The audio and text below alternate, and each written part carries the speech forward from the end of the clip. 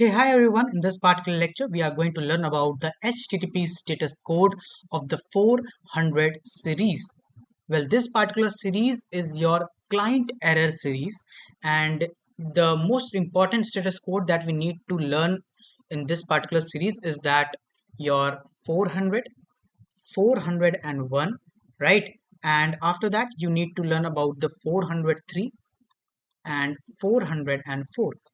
These four status code are mainly that used in your server side or the backend code, right? So let's understand one by one about these status codes. So we will start with the 400 series. Sorry, 400 status code, not series. Yeah. So 400. What does this particular status code mean?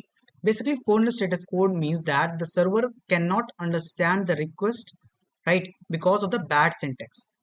Let's say I have this VS code, right? And I have written some code in my script.js file. In a script.js file, I have written some code, and the syntax of code is not correct. That means if the syntax is not correct, that means our code is wrong, right? Code is wrong. So when this code is wrong, and we send this particular code to run on the server, at that case, what happens? That it shows the bad request. It shows the bad request. Why? Because the bad request mean that your syntax in the particular code is wrong, right? That if you are using the wrong JSON format, missing the required fields that are must in your schema, right? And if you are sending some malformed URLs, in that all cases you will get this 400 status code, which is your bad request, right? I hope you understood this concept. Now let's move forward toward the next status code, that is 401. Now you can understand it with the help of this word, which is unauthorized, right? Unauthorized. Now let me explain you about it. Now what does this 401 status code mean?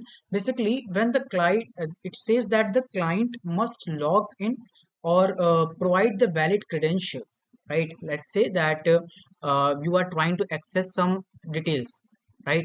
You are trying to access some detail of the website, or let's say that you are trying to access your profile, your own profile.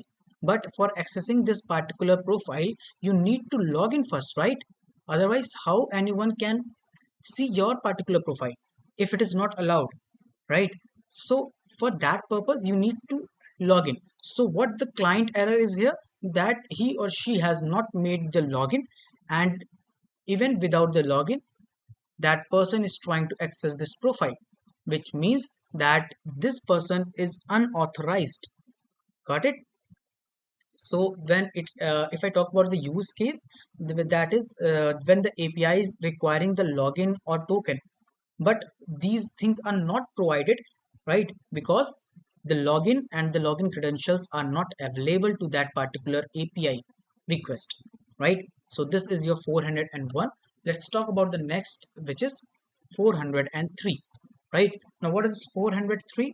Basically 403 is your forbidden. Forbidden. Let me explain you. Let's say I'm having a e-commerce website, and there is a admin portal for which there is an admin button, right? So who have the access of this admin portal?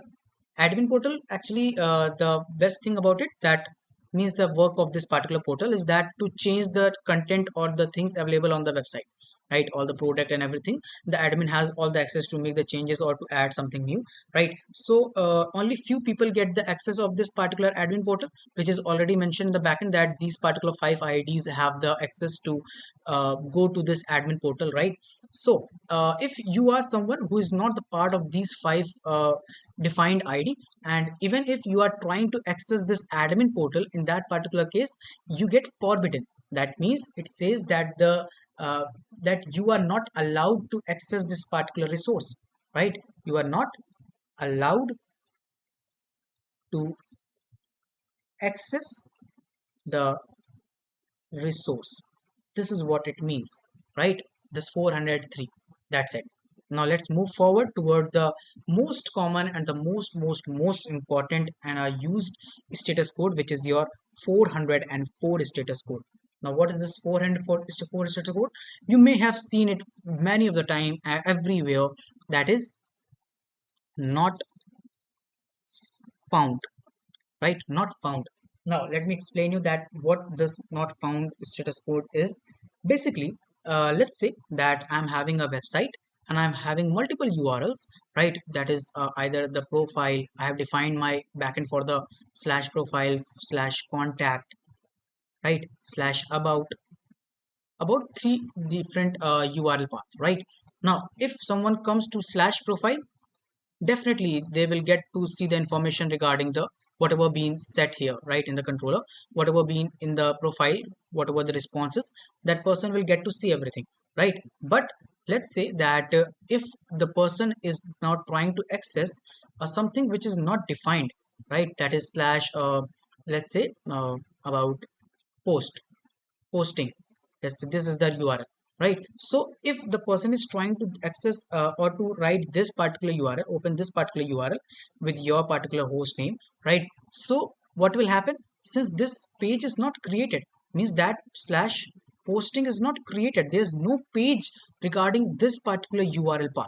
So in that case it will show us that not found, right? That means the server cannot find the requested resource. So in case of, it occurs in the case of broken link or the wrong URL, right? So these two things when occurs, you get this particular status code of 400, right? So I hope you understood this concept of all the 4xx series status code. I have explained you everything in a very detail. So if you do, then make sure that you hit the like and subscribe button, right? So we'll meet in the next video very soon, in which we will talk about the 5xx series. So let's meet there. Goodbye.